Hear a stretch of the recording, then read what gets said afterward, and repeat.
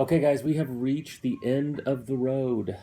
We are on chapter 20, the early Counter-Reformation and Mannerism. We're going to start off talking about Giuseppe Arcimboldo's sequence or cycle of paintings.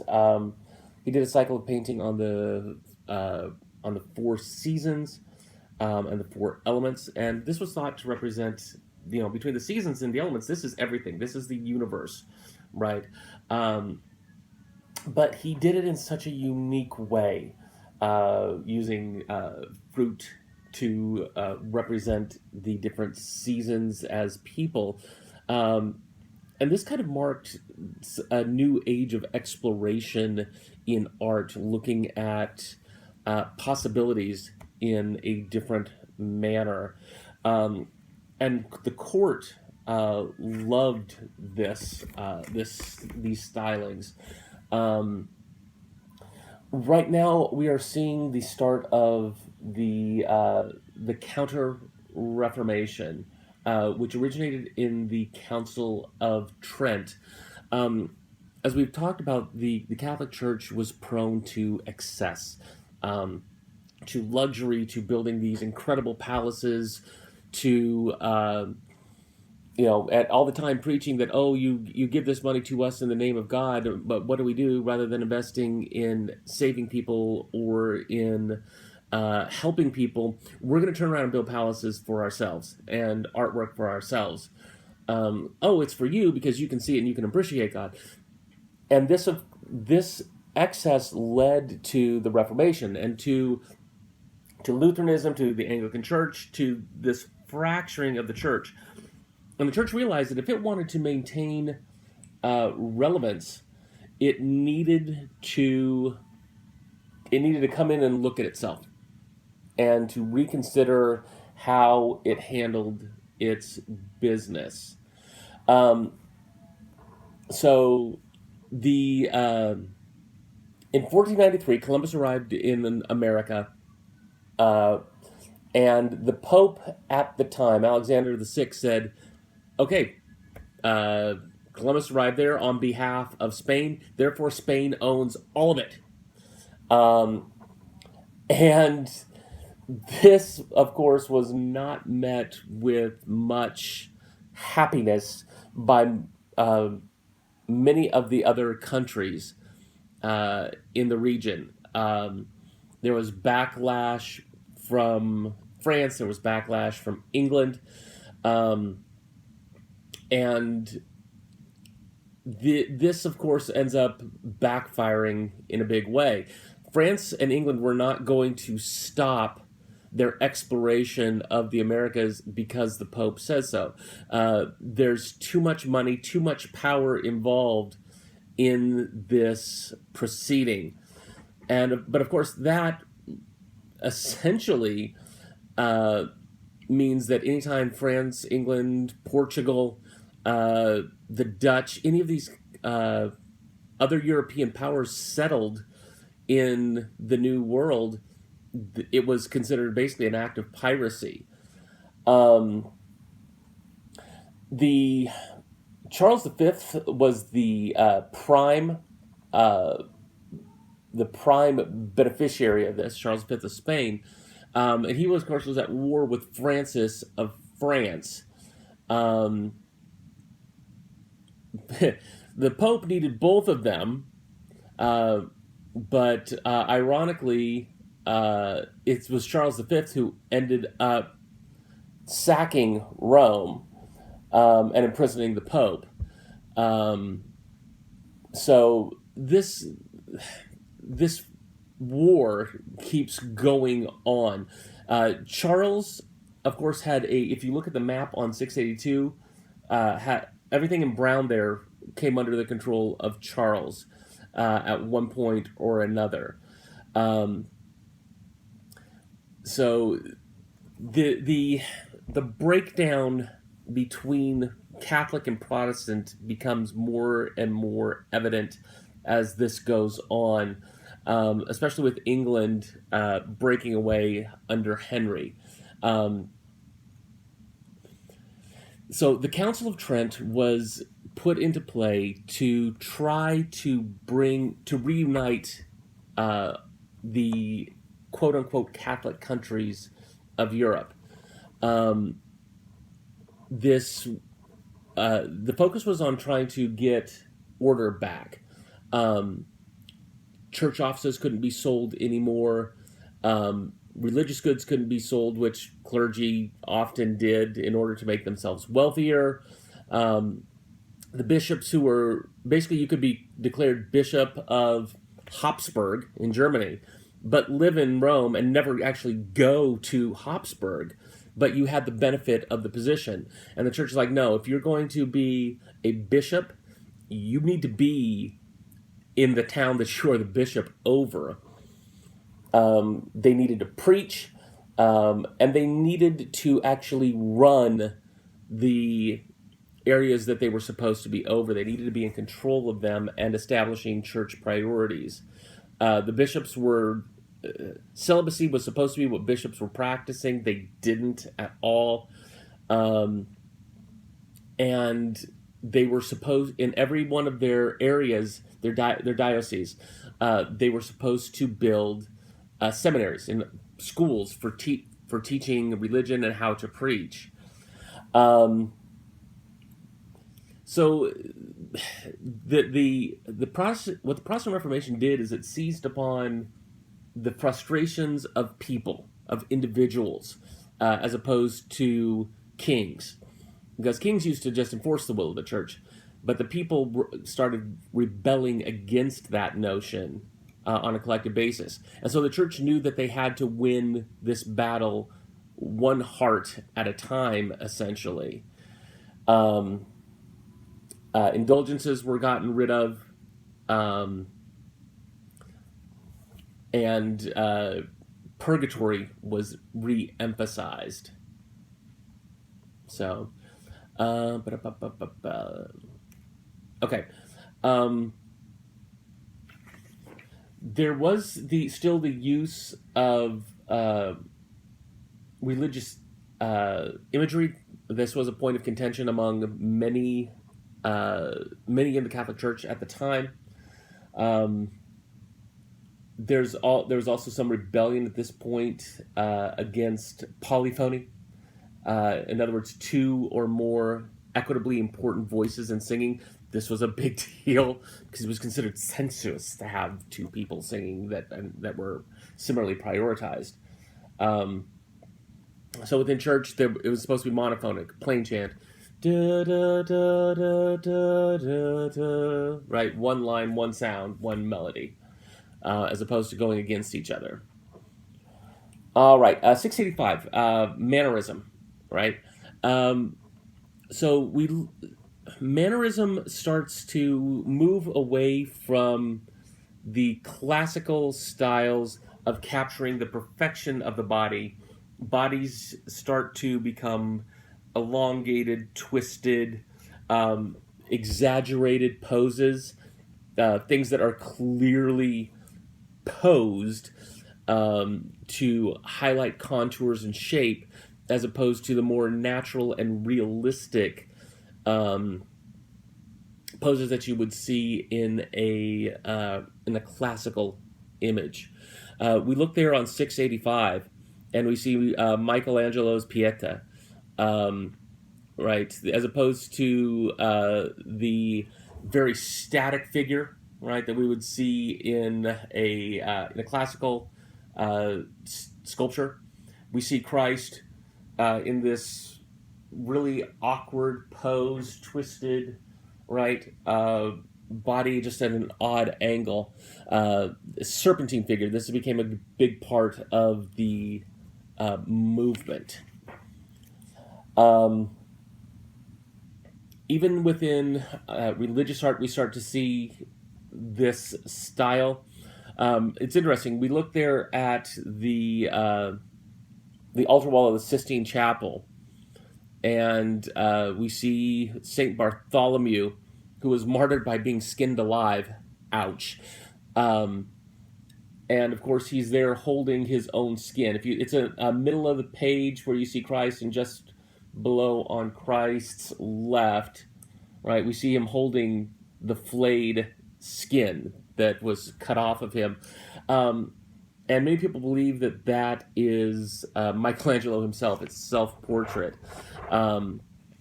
that is designed to show how he's being tortured and tormented by the demands of the Pope. One of the interesting things about this, Michelangelo actually painted all of these figures nude. And at the time, it was one thing to show normal figures in the nude, but religious figures nude, that was not okay. And there was pushback against the other too, but not as much. But heaven forbid you should show a saint in the nude. And so there came to be this whole profession of braghettoni, or breeches painters. And what they would literally do is they'd go through religious artwork and they'd paint like little pants on them or little robes to cover up their genitalia. When the painting was restored in 1994, there was a debate as to whether or not the breeches should be removed this other layer, because they would be able to successfully remove it, and they decided to leave it. So to this day, Michelangelo's genitalia paintings have been covered by people with significantly less talent. All right, 688. The artwork of the church was more conservative during the Counter-Reformation, but the artwork in court was not. There was a huge demand for erotic art among the nobility of England or of Europe at this time. Looking there on 688, we see Jupiter and Io. When supposedly Jupiter or Zeus came down in the form of a cloud to have sex with Io, right? So you can barely see Jupiter's face just there in the cloud kissing her. You see her with her leg cocked back, right, embracing the cloud. But again, we see the influence of mannerism on this in kind of the awkward, offhand pose, as opposed to the more classical lines that we've often seen in traditional classical painting. We look going to 689. We see the painting of Saint Sebastian, which is clearly a homoerotic piece. He was killed with an arrow, right? And you look there at his side, you see the arrow that enters him, but there's no blood, right? And in fact, there's another arrow that he is holding and almost caressing. Apparently my lights want to flicker right now. Be interesting to see if I can maintain power. So the idea, and of course the lovely figure, right? He's painted very, and apparently there goes my power. So we're just going to finish this in the dark. I guess actually, let me see if I can shed some light on the subject so that I can keep going. Okay. We're just going to keep going with this as much as we can. And it's back. Nice. So the arrow penetrating the body, right, arrows are very phallic, okay? They're very comparable to a penis. And so he's being penetrated by one while essentially holding lightly and caressing the other.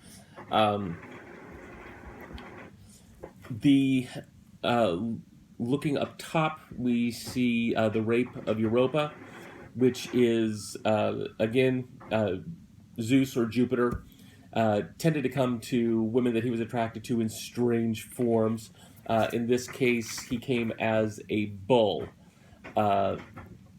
to Europa. And again, we kind of see the awkward pose, right? It's not the classical contrappasso form. So Looking there on 692, uh, the Madonna with the long neck. Okay, got more neck than Audrey Hepburn. Um, so again, just kind of the choice of spacing, right? Tending to use space differently uh, than the classicalness. She's kind of in three quarters of the painting with this larger space off to the side. Okay. Um, and notice again, despite the fact that this is a Madonna, the prominent nipple allowing the fabric to fall there. So, despite the the religious subject matter, there's still the hint of eroticism within the painting. Um, okay, women in northern Italy. Sofonisba, yeah, Sofonisba Anguissola. Not Italian. Um, so we see women starting to be able to have a little bit more influence within the arts. Um, her self portrait is actually just an incredible, incredible piece. Um, Bernardino Campi, her teacher, painting her. So she's painting somebody else painting her, which really gets into the subject object dichotomy, right? Kind of collapses that in upon itself. Uh, so the painting of her is looking out at us, as is the person painting the painting. So who's looking at us? But then she, of course, as the painter of this, is observing that. Um, and there's still an intimacy to it, right? Because as we look at the painting, his hand is clearly on her breast, okay? Which is where he's painting, but there also has kind of that erotically charged image of her static as he's at her breast.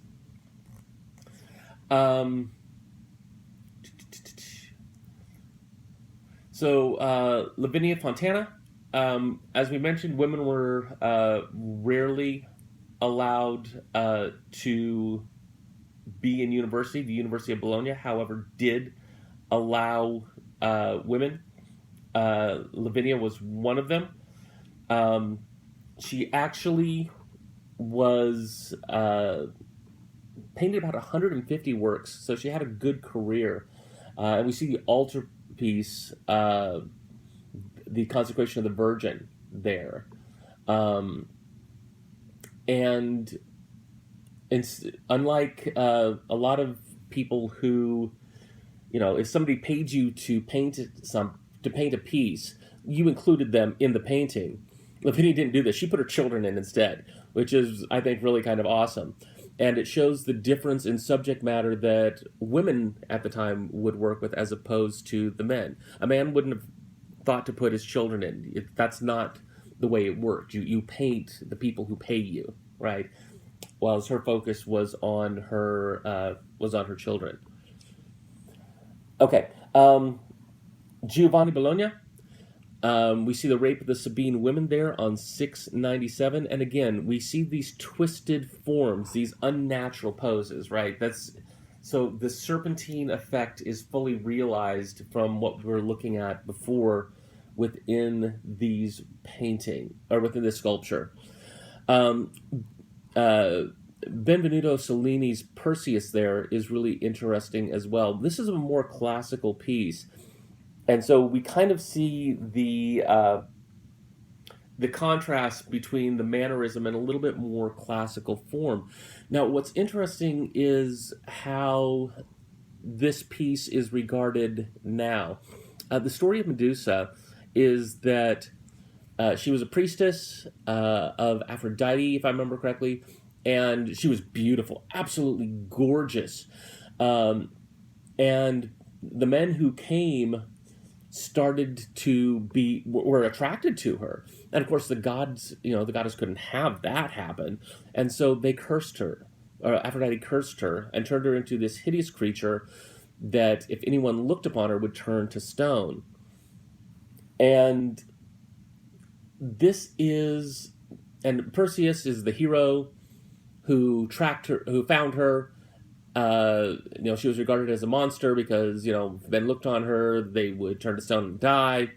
And so many heroes came to try to kill her, and eventually Perseus succeeded with gifts that were given to him by the gods for the express purpose of killing her. What did Medusa do wrong? She didn't do anything to deserve her fate, right?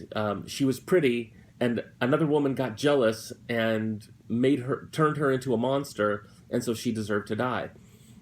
And modern feminists have seized upon Medusa as a figure of oppression, right? Of how other women basically make women, devalue other women because other women are valued by men for their attractiveness. We talk about the male gaze, right? And how men looking at women objectify them. But that's not the woman's fault. That's the choice of the man looking at her.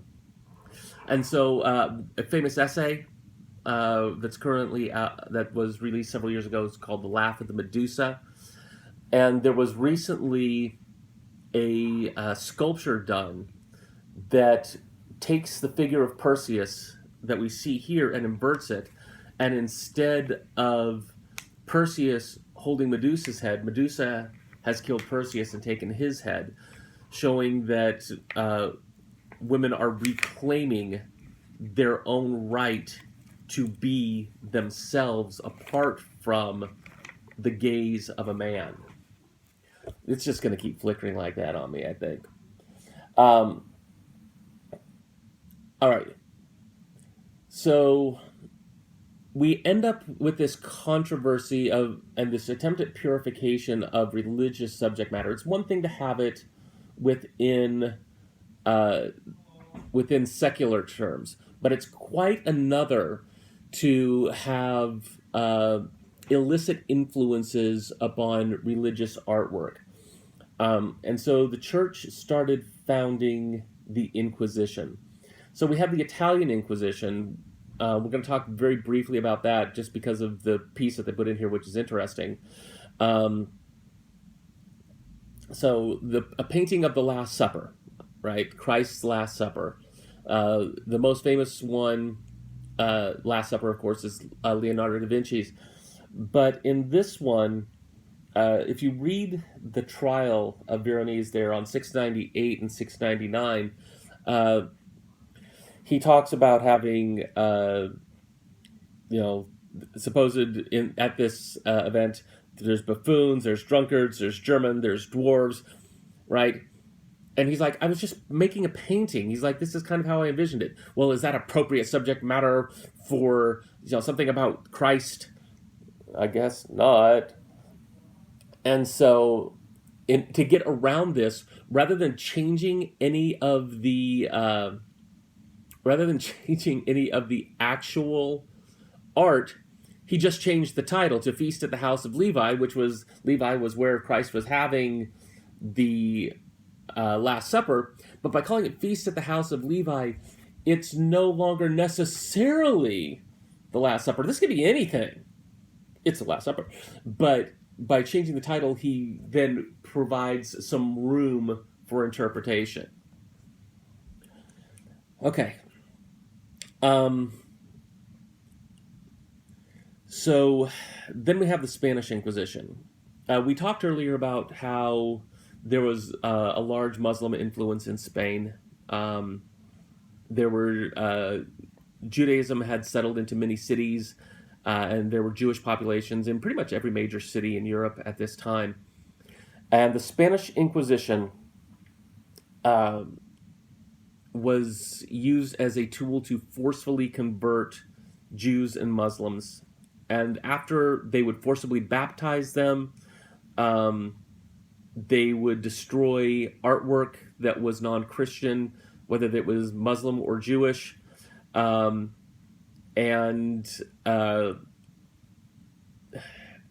Essentially, going out and attempting to destroy culture. Even with Jews who had converted to Christianity, the conversos. In 1492, Ferdinand and Isabella, the same people who sent Columbus to America,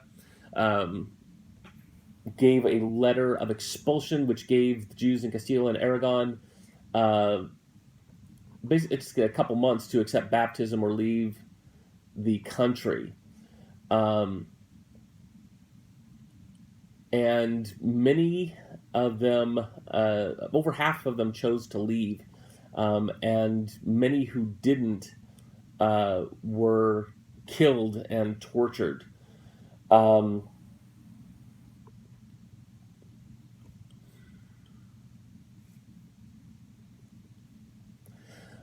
right, let's take a look at Cervantes and the picaresque tradition. The picaresque is a work that is about basically the quote unquote rogue, right? The smuggler, the thief, the con man, right? The wandering person. Okay, he has a low social rank and he lives by his wits. And the thing that you could do within this is you could attack certain traditions, because this was a low-born person, right? They could attack certain traditions practiced by the church, by nobility, and say that it wasn't about them. Oh, this person's clearly lower class, right? When in actuality what they are doing is they are making fun of these higher social orders, right? Probably the most notorious one is Don Quixote. It's spawned. This novel has spawned terms we still use today: tilting at windmills and quixotic, basically meaning to attempt to fight against something that doesn't really exist, right? Tilting at windmills. So Don Quixote has a servant, Sancho Panza, and Don Quixote is just obsessed with these, high traditions and all these noble romantic heroes, and so he's searching for his perfect lady, Dulcinea, who isn't real. He's just made her up. So, Sancho convinces Don that she's this peasant, right? And he doesn't recognize her because she's in disguise.